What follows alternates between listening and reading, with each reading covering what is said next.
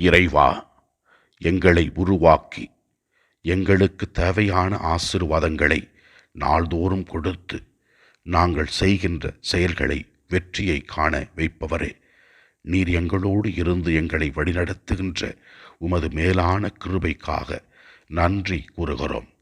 தொடக்க நூல் 12:2 கூறுகிறது, ஆண்டவர் ஆபிரகாமை நோக்கி என்ன கூறினார் என்று.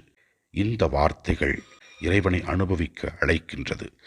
நான் உன்னை ஆசீர்வதிப்பேன், நீ ஆசீர்வாதமாக மாறுவாய் என்று ஆண்டவர் ஆபிரகாமை நோக்கி கூறினார். ஆபிரகாம் இந்த வார்த்தைகளை கேட்டு இறைவனை பின்பற்றினார். நாமும் இறைவனால் கொடுக்கப்பட்டிருக்கிற ஆசீர்வாதங்களை நல்ல முறையில் உணர்ந்து இறைவனை நாம் உணர்ந்து வாழ்வோம்.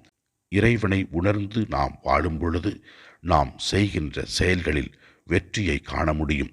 இறைவன் நமக்கு தேவையான ஆசீர்வாதங்களை கொடுத்து நம் குடும்பத்தையும் நாம் செய்கின்ற செயல்களையும் இறைவன் வெற்றியாக மாற்றுவார்.